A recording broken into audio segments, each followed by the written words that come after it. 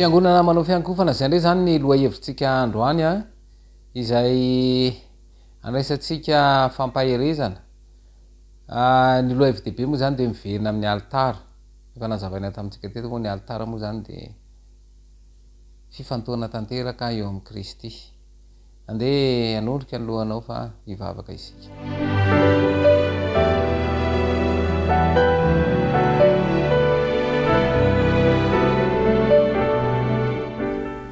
Ketrindry raina ny lanitra sy ny tany, tompotompanjaka ny mpanjaka amin'ny fanjatra rehetra, atolotray voanao rerian'ny dera sy ny laza ary ny voninahitra mandrakizay ny tsy fafehezana ny fisainana ka mahatonga ny ota eo natrenonga tany nafona aminao zany ankehitriny misaotra amin'i Jesosy satria mbola omenao zao fotoana zao ndray ahafahana mifandray aminao amboary zay Jesosy. Aoka tena anolo alarina anao ary tena mifantoka amin'ny saina ray manontolo azavela voarebireby an'izao fiarahamonina zao zay sy ny loloam-piainana aoka kosa toky izay aminanao tonoana sy angatana amina nojo Kristy mivavaka. Amen.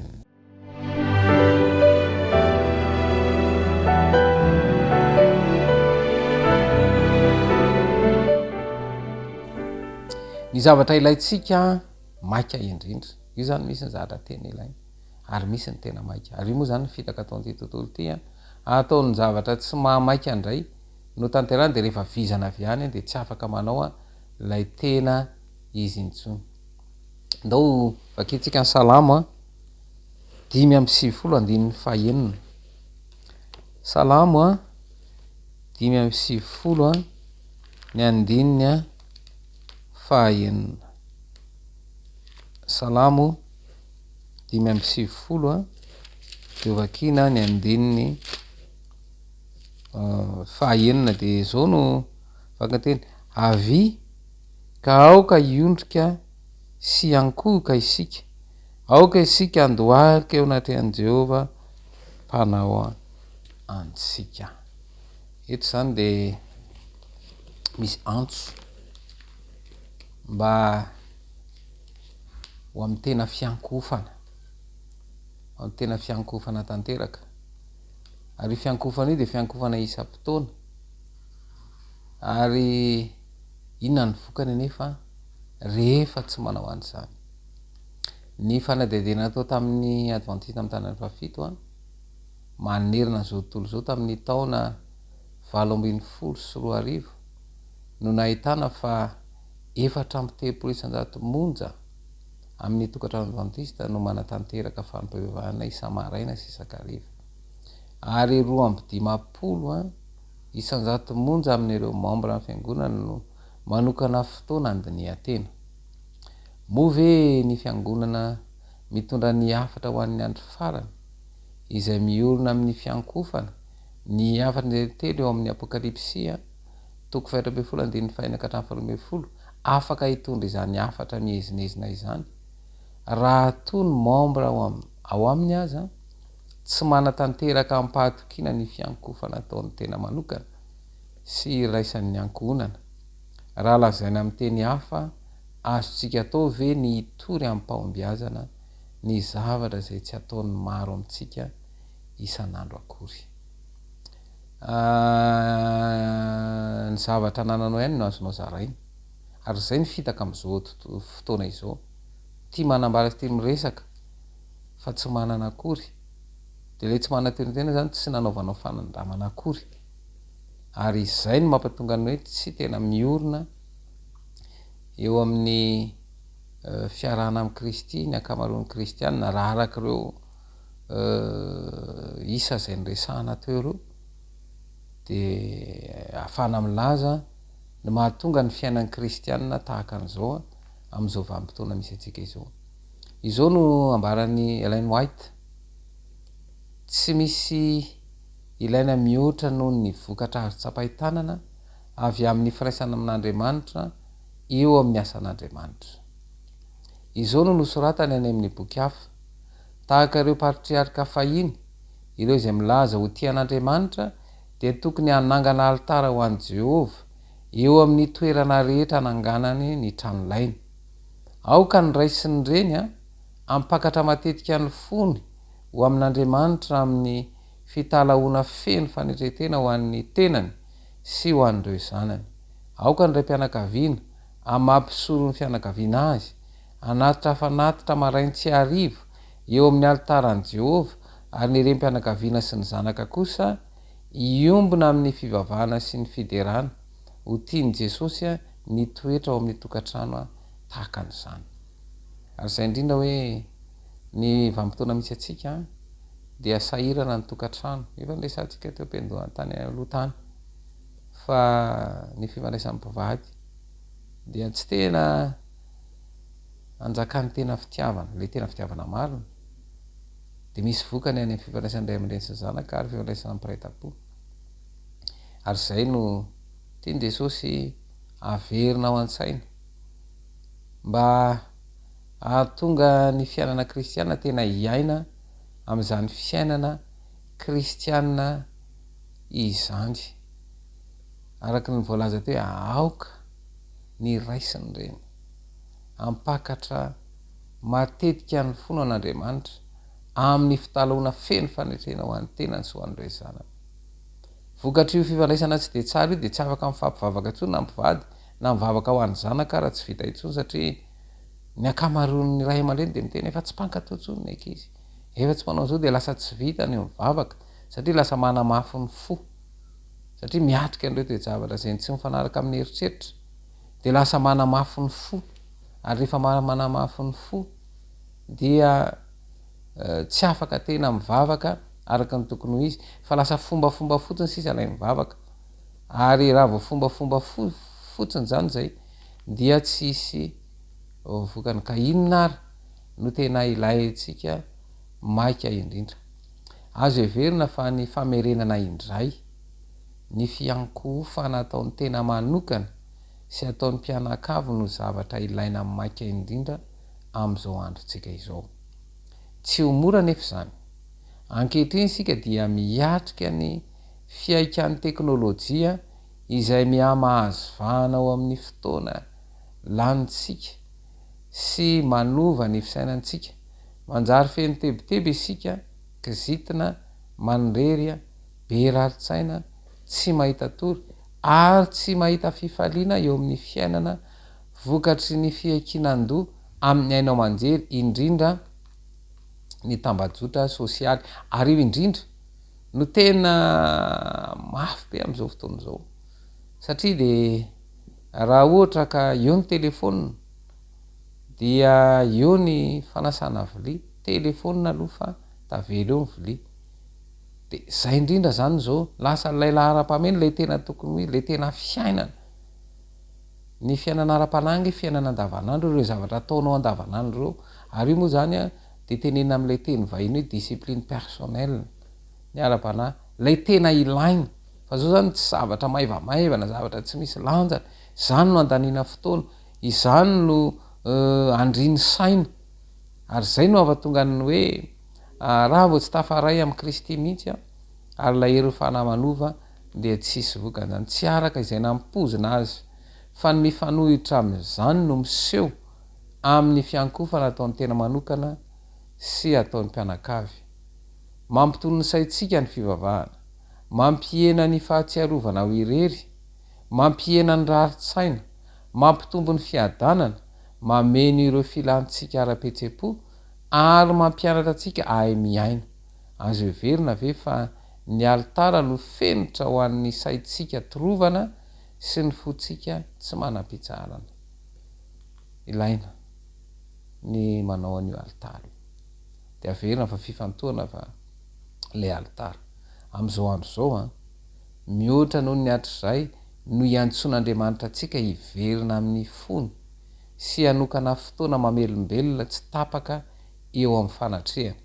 Noho izany antony zany indrindra no nanaova ny fiangonana advantista manana fafito ny dingana miverina amin'ny alitara, ezaka ire manamarika ny tantara ho fanorenana indray eo amin'ny fiangonan'Andriamanitra, ny alitara ny isam-batan'olona sy ny alitara isam-pianakaviana izay efa rava.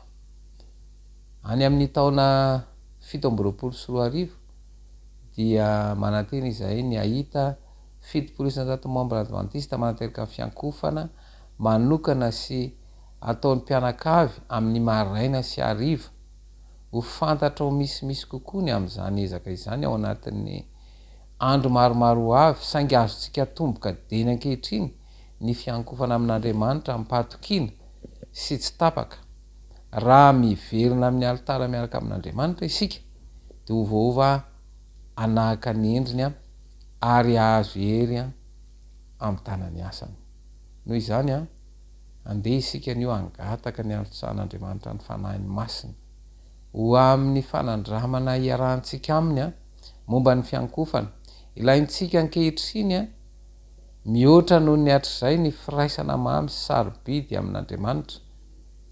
Noho izany andeha isika hiresaka amin'Andriamanitra ary anao fotoam-bavaka manokana re isika hivavaka araka ny tenin'Andriamanitra avy ka aoka iondrika sy ankohoka isika, aoka isika andohalika eo anatrehan'i Jehova mpanao antsika. Tonga amin'izany fotoana izany ndray isika izany zao dia kehitriny raha azontsika atao de tena andohalika mihitsy isika ary anao vavaka fitalaona hitalao anisam-batan'olona aoka ho azonao antoka fa afaka manatanteraka an'izany ianao ataovy ny fandaminana rehetra ao atokantrano ary arindrao zany mba hatonga ny fivavahana ho tanteraka eny ary dia iroso ho amin'izay vavaka manokana izay isika, vavaka manokana izay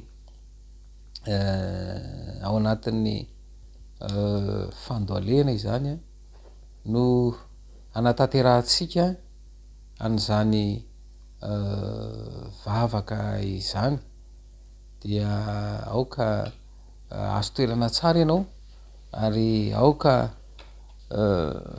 ho azonao an-tsaina ny ahafahan'ny fanahy iresaka manokana aminao ary indrindrindra hahatonga anao azo an-tsaina tsara ny vavaka zay atao ka dia hiaraka anao vavaka manokana eo am-pandolena isika ary zany vavaka eo am-pandolehana zany dia andraisantsika ireo teny sy ny teny fikasana zay efa mahazatra atsika izay tanterantsika mandritra ny vavaka izany. Dao ary hiaraka hivavaka isika eo am-pandolehana no anaovantsika ny vavaka izany. Hivavaka isika.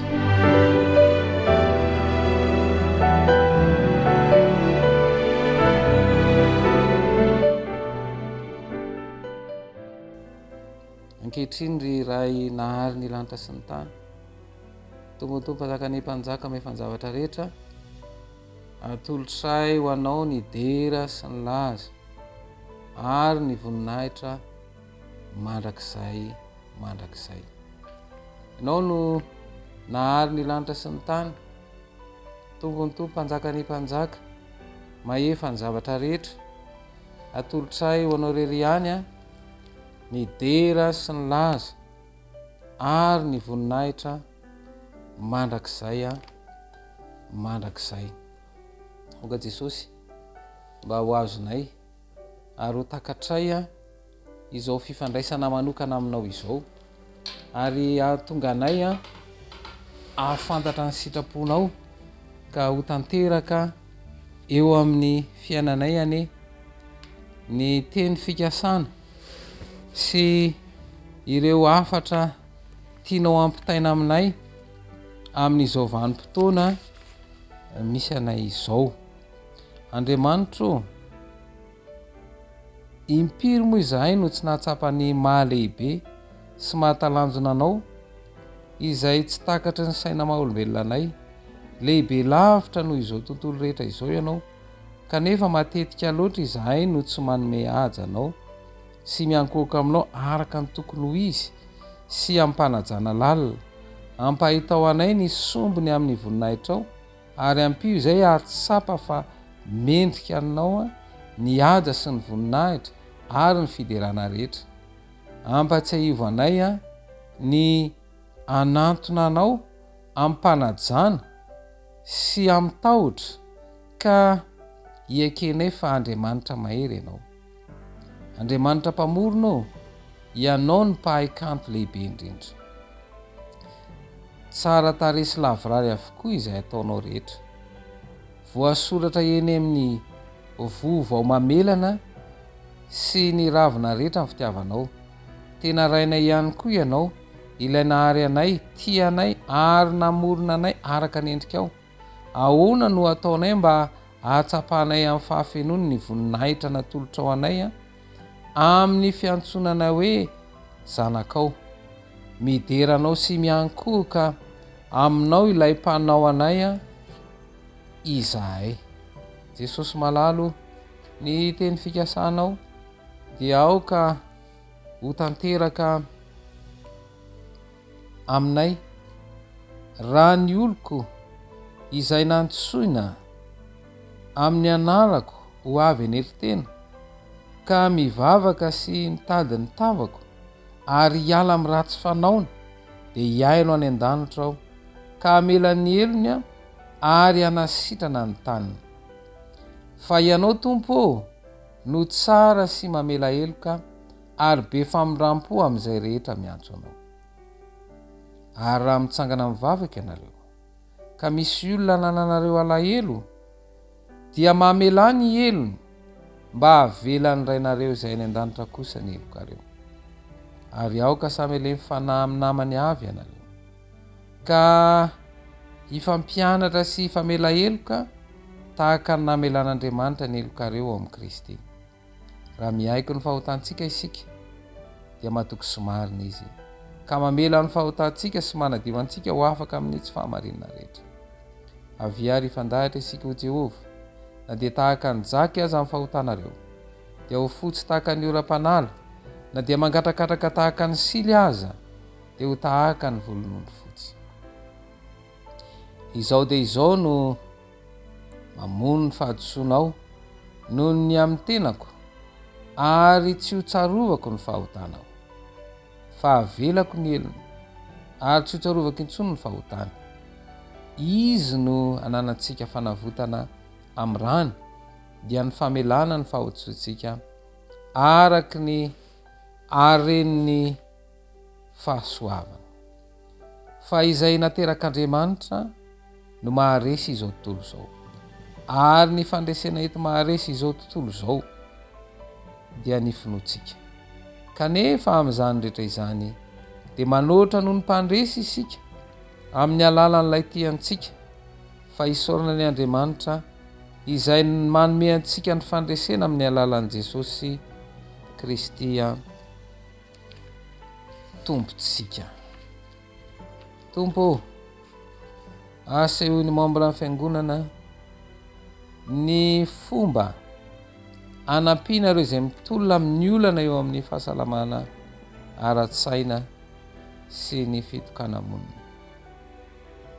Vavaka ho andreo pastora sy ny fiangonana izay mba hita fomba hiazona ny fifandraisan'ny membra amin'ny fiangonana mandritra ny fotoana izay tsy hafana manatanteraka izany. Tompo, ampiraiso amin'ny fiankofana sy ny fanompoana ny fiangonanao. Tompo, asehoy ny fomba hafahanay mampiely ireo pejy voasoratra bebe kokoa momba ny fahamarinana eo amin'ny fiarahamonina misy anay. Mivavaka izahay mba hamakiny ny olona azy ireny ka mba handresy lahatra azy ireo ny amin'ny fianarana Baiboly. Miangavy izahay mba ananganana andeha tafika mpiasa anorona fiangonana ho an'ireo vondron'olona 7,700 any amin'ny firenena 12 aty amin'ny ao amin'ny division inter-américaine. Vavaka ihany koa izahay ho an'ireo olona izay voasoratra ao amin'ny karatra izay soratanay ampianaro anay ny anatona azy ireo, hitondra azy ireo ao aminao Jesosy. Tononona sy angatahana amin'ny anaranao Jesosy Kristy ny vavaka. Amen.